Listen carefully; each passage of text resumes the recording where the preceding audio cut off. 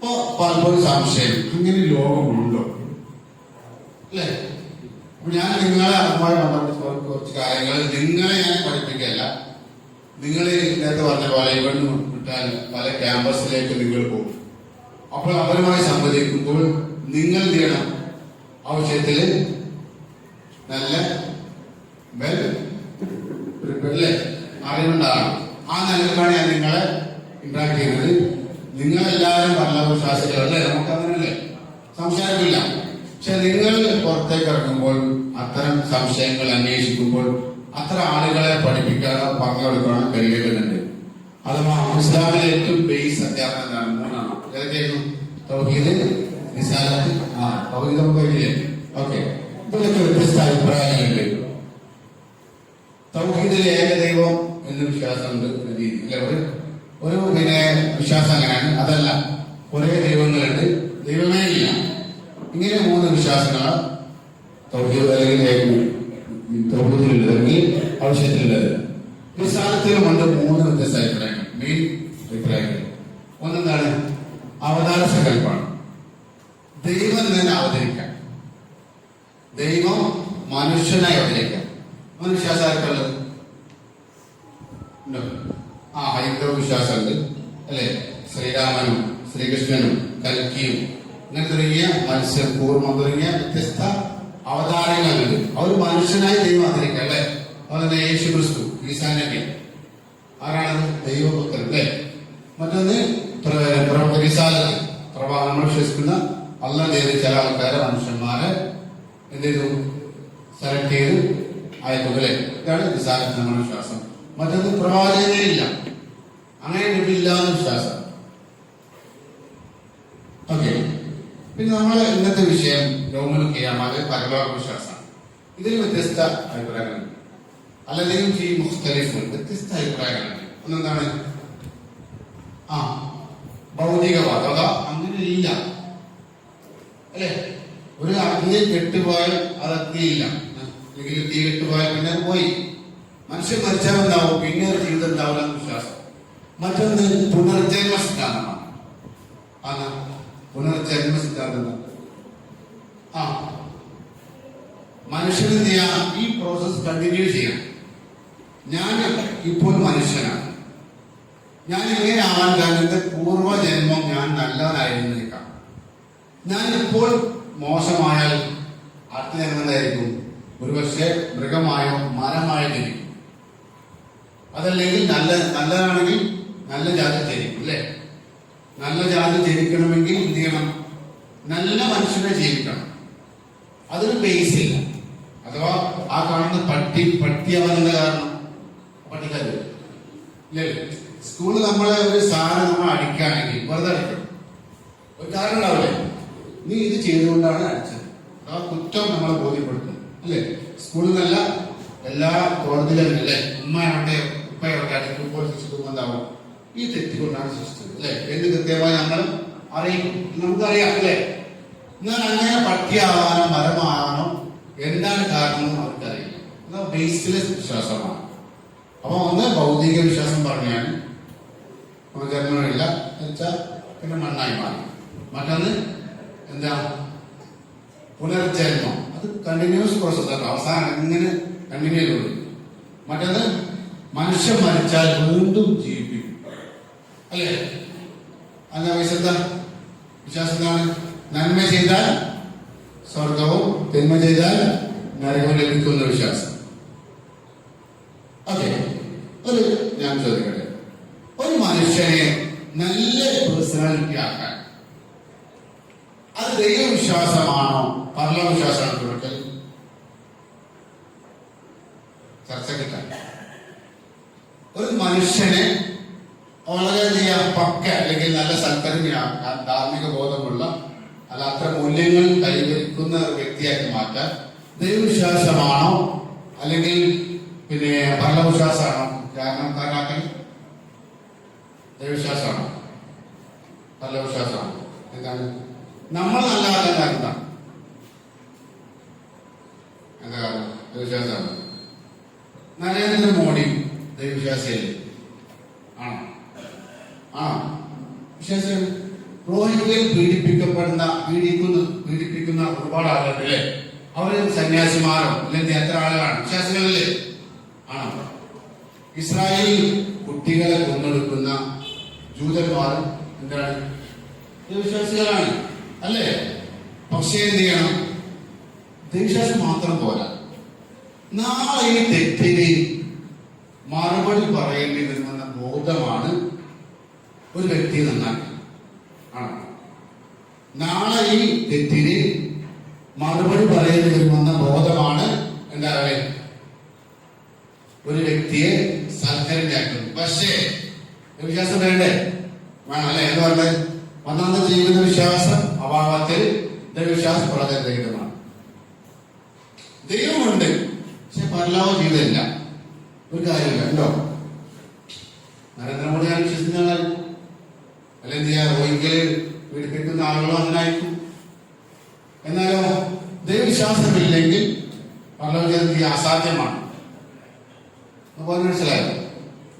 ദൈവവിശ്വാസം ഇല്ല, ഒന്ന് മാത്രം മതിയോ? പരലോകവിശ്വാസം ഉണ്ട്, ദൈവവിശ്വാസം ഇല്ല. കാര്യമുണ്ടോ? പരലോകം വേണം, എന്ത് ചെയ്യണം? എന്ത് വേണം? പരലോകം വേണം. എന്ത് വേണം? ദൈവവിശ്വാസം വേണ്ടേ? അങ്ങനെ പരലോകം സംവിധാനിക്കണമെങ്കിൽ ആർക്കേ കഴിയുള്ളൂ? ദൈവത്തിന്, അല്ലാഹുവിന് കഴിയുള്ളൂ അല്ലേ?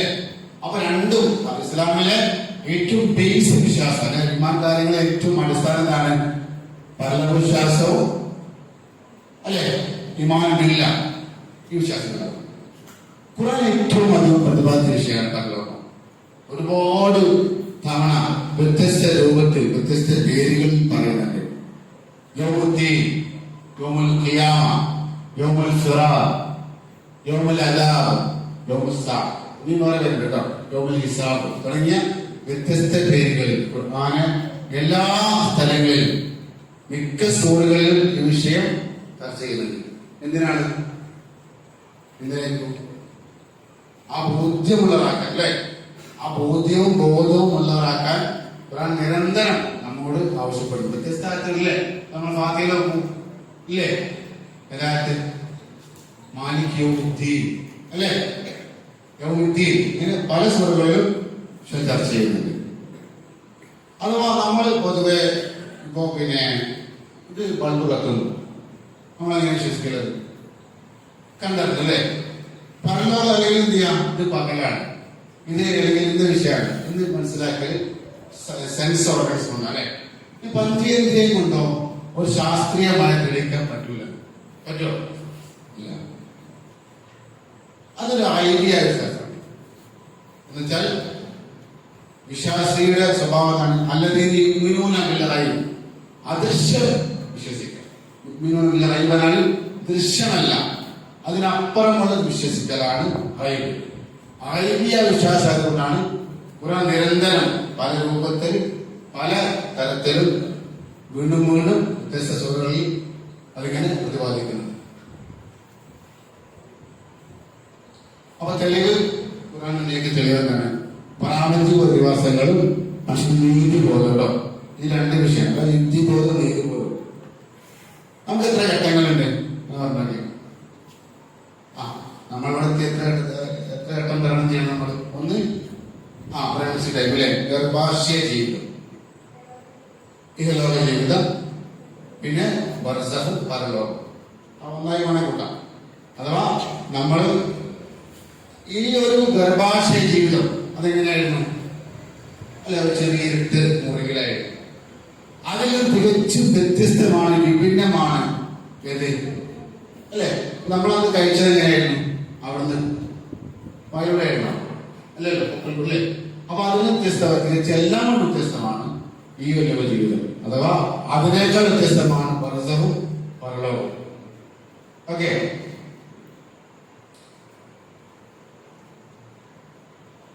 അപ്പോ ഗർഭാശയത്തിൽ നമുക്ക് കൈയുണ്ടോ? ഉണ്ടോ? ഫസ്റ്റ് വരുന്ന അല്ലെങ്കിൽ വർക്ക് ചെയ്യുന്ന ഓർഗൻ ഏതാ?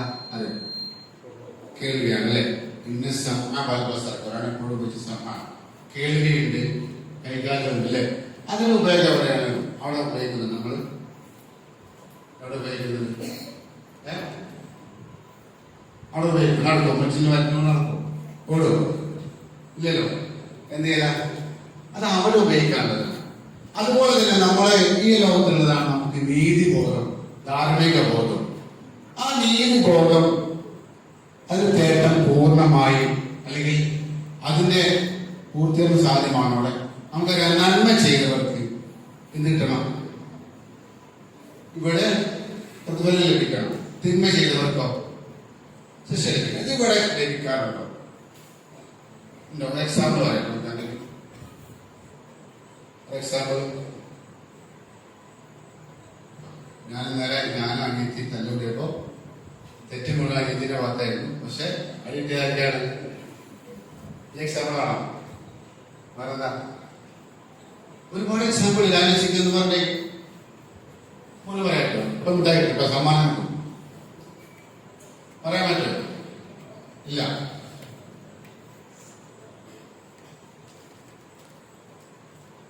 ഇതെന്താ? എങ്ങനാ എങ്ങനാ ഏതാ പിക്ചർ? ആരാ ഹിരോഷിമ പറഞ്ഞേ? അത് പറഞ്ഞാലോ ഹിരോഷിമ. ആരാ പറഞ്ഞ ഹിരോഷിമയില് അല്ലേ? ഹിരോഷിമയിൽ സംഭവിച്ചെന്താ? ആര് ബോംബിട്ടു? ആരാ ബോംബിട്ടത്? അമേരിക്ക ബോംബ്, ആറ്റം ബോംബ് അല്ലേ? അഥവാ അന്ന് കണ്ടുപിടിച്ച ഏറ്റവും വലിയ വെപ്പൺ, ആറ്റോമിക് വെപ്പൺ ഉപയോഗിച്ചു. ഈ ഹിരോഷിമയിലെ ജനങ്ങൾ തെറ്റിയിട്ടാണ് അല്ല, ഇതിനാ ഉപയോഗിച്ചത്. ജപ്പാന് ആ സെക്കൻഡ് വേൾഡ് വാറിൽ നിന്ന് പിന്മാറ്റം അല്ലെങ്കിൽ അത് പിന്മാറണം, അല്ലെ അവരുടെ ആയുധം ടെസ്റ്റ് ചെയ്യണം. എത്ര പേരെ മരിച്ചാൽ? 1,40,000 പേര് മരിച്ചു നമ്മുടെ സ്പോട്ടിൽ. അതിന്റെ ആറ്റബോംബത്തിന്റെ അല്ലെങ്കിൽ അതിന്റെ ചൂട് 5,00,000 ഫാരൻഹീറ്റ്, 5,00,000 ഡിഗ്രി ഫാരൻഹീറ്റ്. അത്ര അഥവാ എന്തായാലും വീഡിയോ ഒരുപാട് യൂട്യൂബിലൊക്കെ കാണാൻ കഴിയും. വളരെ വളരെ പെട്ടെന്ന്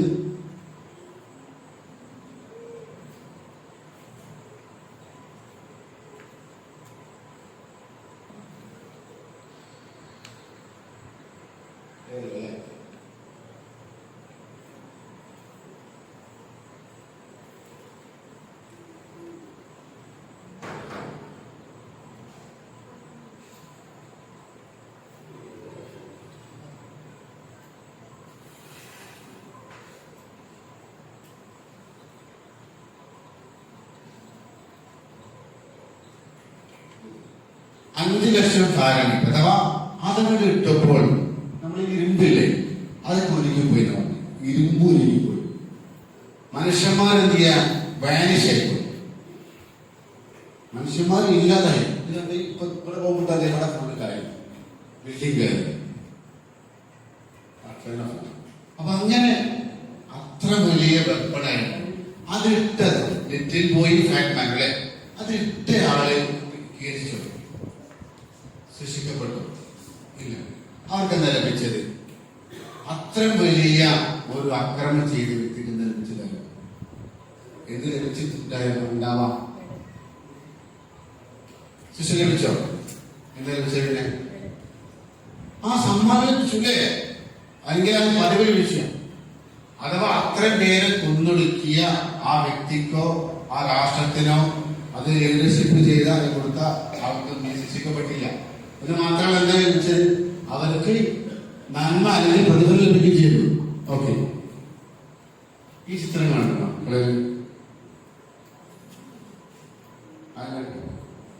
ഇന്ത്യയെ പിടിച്ചുകുലക്കിയ ഒരു അത്രയും വലിയ പിന്നെ ഇന്ത്യ അപമാനിക്കപ്പെട്ട ചിത്രങ്ങളാണ്. കുതുബുദ്ദീൻ അൻസാരി ഇത് ഗുജറാത്ത് കലാപം, ഗുജറാത്ത് കലാപം അല്ലെ? ഗുജറാത്ത് കലാപത്തിലെ ചിത്രങ്ങൾ. ഒരാളെന്ത് ചെയ്യാം? ഗുജറാത്ത് കലാപം ഗോത്ര ദീപക് കേസുണ്ട്. നിങ്ങളെ വിഷയം പഠിച്ചിട്ടുണ്ടെങ്കിൽ അറിയില്ല. അഥവാ ഇന്ത്യൻ പ്രധാനമന്ത്രിയാവാൻ വരെ സാധ്യത ഉണ്ടെങ്കിൽ അതിലേക്ക് എത്തിപ്പെടാൻ കാരണമായതൊരു കലാപമാണ് ഗുജറാത്ത് രാജ്യം. ഏറ്റവും വലിയ പദവി ലഭിക്കുന്ന ആരാ? ഇന്ത്യയിൽ ഏറ്റവും സുപ്രീം പദവി ലഭിക്കുന്ന വ്യക്തികളാരാ? അല്ലെങ്കിൽ രാഷ്ട്രീയപരമായിക്കൊണ്ട് ആരാ? നരേന്ദ്രമോദി, അമിത്ഷാ അല്ലേ? അവർ ലീഡർഷിപ്പ് നടത്തിയ വലിയ കലാപമായിരുന്നു ഗോത്ര കലാപം. അഥവാ പിന്നെ ഈ ഒരു ബാബരി മസ്ജിദിലെ യാഗം കഴിഞ്ഞ് വരുന്ന സന്യാസിമാർ ഗോത്ര എന്ന കയ്യിൽ വെച്ച് അല്ലെങ്കിൽ തീര് ബന്ധുവായിട്ട് അവിടുത്തെ വിഷയത്തിൽ എന്ത് ചെയ്യാ 59 സന്യാസിമാർ കാണപ്പെട്ടു. അത് ഒരു വിഷയമാക്കി എന്ത് ചെയ്യാം അന്നത്തെ ഒരുപാട് കാര്യങ്ങൾ അവിടുത്തെ ഈ ഭീകരന്മാർ വന്നിട്ട് നാട്ടിലെ അഹമ്മദാബാദിലും മറോഡയും തുടങ്ങിയ ഒരുപാട് മുസ്ലിം വീടുകൾ, മുസ്ലിം വ്യക്തികളെ, കുടുംബങ്ങളെ ഇല്ലായ്മ ചെയ്തു. ഒരുപാട് ആളുകൾ അവരുടെ പല മയ്യത്തുകളും സെപ്റ്റാങ്കിലേക്ക് വലിച്ചത് തെളിവിക്കാൻ ഗർഭിണിയുടെ ഗർഭം കീറിക്കൊണ്ട് തൃശൂലം കൊണ്ട് കുഞ്ഞിരുന്നു. അങ്ങനെ ക്രൂരമായി വേട്ടയാടിയ ഒരു റയറ്റായിരുന്നു ഈ കലാപമായത് ഗുജറാത്ത് കലാപം. ഇതിൽ അവർ ശിക്ഷിക്കപ്പെട്ടു. സലാഹുദ്ദീൻ തുടങ്ങിയ, കസ്തൂർബ തുടങ്ങിയ, അല്ലെങ്കിൽ പ്രജാപതി, ഈ 3 വ്യക്തികളുമായി ബന്ധപ്പെട്ട കേസായിരുന്നു. എന്നുവെച്ചാൽ ഇവരെ 3 പേരെയും ഒരു എന്തായാലും ആൾക്കൂട്ട് കളയിലൂടെ ഒരു ഏറ്റുമുട്ടൽ കൊലയിലൂടെ കൊലപ്പെടുത്തി. ഈ 3 പേരെ സൊറാബുദ്ദീൻ, ഷെയ്ഖു, പിന്നെ കസ്തൂർബ വേറെ അവരുടെ ഡ്രൈവറായ പ്രജാപതി. ആ കേസ് അല്ലെ അവിടെ കൊലപ്പെടുത്തിയത് അമിത്ഷാ ഉണ്ടായിരുന്നു. ആ കേസ് അവിടുന്ന് ഗുജറാത്തിൽ നിന്ന് നേരെ ബോംബെയിലേക്ക് മാറ്റി. ബോംബെയിലേക്ക് മാറ്റിയപ്പോൾ സുപ്രീം കോടതി പറഞ്ഞു ഈ കേസ് പൂർണ്ണമായിട്ടും ഒരു ജഡ്ജിയെ കേൾക്കാൻ പാടില്ല. എത്ര ദുരിതമായാലും ഒരു ജഡ്ജിയെ കേൾക്കാൻ പാടില്ല. ആ ജഡ്ജി വന്നു, കുറെ കേസ് കേട്ടു. പിന്നീട് നരേന്ദ്രമോദി പ്രൈം മിനിസ്റ്റർ ആയപ്പോൾ ആ ജഡ്ജിന് സ്ഥലം മാറ്റി വേറെ ആളോ ജസ്റ്റിസ് ലോ ആയിരുന്നു. ജസ്റ്റിസ് ലോ എന്ന ജഡ്ജി വിധി പഠിച്ചു. അങ്ങനെ അമിത്ഷായെ ശിക്ഷിക്കാൻ തുടങ്ങിയാണ്. ഈ സമയത്ത് ജസ്റ്റിസ് ലോക്ക് 100 കോടി രൂപ കൈക്കൂലി ഓഫർ ചെയ്തു. 100 കോടി രൂപ. എത്ര? 100 കോടി രൂപ. ജസ്റ്റിസ് ലോ അതിന് വിസമ്മതിച്ചു. അങ്ങനെ പിറ്റേന്ന് രാത്രി ജസ്റ്റിസ് ലോ തന്നെ ഫ്ലാറ്റിൽ കൊല്ലപ്പെടും. ഒരു തെളിവില്ല. ചെയ്ത ആരാണ് ആൾക്കാർ. പക്ഷെ ആ ചെയ്ത വ്യക്തി ഇന്ന് എവിടെയുള്ളത്? ഇന്ത്യയിലേക്കും സുപ്രീം പദവിയിലല്ല. ഇത്രേ ഉള്ളൂ. അത് അത്രയും വലിയ ആക്രമണം ചെയ്തിട്ടും എന്ത് ലഭിക്കുന്നില്ല? ശിക്ഷ ലഭിക്കുന്നില്ല എന്ന് മാത്രമല്ല, എന്താ ലഭിക്കുന്നത്? എന്ത് ലഭിക്കുന്നു? വലിയ പദവിയും സ്ഥാനവും ആഡംബര വസ്തുക്കളല്ലേ, വലിയ കാറുകൾ അല്ലേ? ആലോചിക്കൂ. ഇവർക്ക് ആർക്കും ശിക്ഷ ലഭിക്കുന്നില്ല മാത്രമല്ല, ഒരുപാട് നന്മകളാണ് ലഭിക്കുന്നത്. ഈ ദുനിയാവിൽ അങ്ങനെയാണ് ലഭിക്കുന്നത് അല്ലെ? ഗസ നമ്മളെ നോവാണ്. നമ്മളിപ്പോ തൊണ്ണൂറ്റില്ലേ ഗസയിലെ മക്കൾ എന്ത് ചെയ്തു? ഗസയിലെ കുട്ടികൾ തെറ്റുകാരാണോ? എത്ര പേരാ അല്ലെ? ആയിരക്കണക്കിന് മക്കളെ കൊന്നെടുക്കല്ലേ. അവരെ എന്തിനെ കൊല്ലുന്ന അവർക്കറിയില്ല. തങ്ങൾ എന്തിനു കൊല്ലപ്പെടുന്നു അവർക്ക് കുട്ടിക്കറിയോ? ഇല്ല. അങ്ങനെ അവർ തെറ്റി. അപ്പൊ അത്ര ആളുകൾക്ക് നെതന്യാഹു വലിയ സ്ഥാനത്തിലെ നെതന്യാഹു വലിയ സ്ഥാനത്തിലെത്തിക്കാം. അത് ചെയ്യുന്ന ലീഡ് ചെയ്യുന്ന വ്യക്തിക്ക് എന്താ ലഭിക്കുന്നത്? വലിയ സ്ഥാനവും മാനങ്ങളും അധികാരവും പദവിയില്ലേ?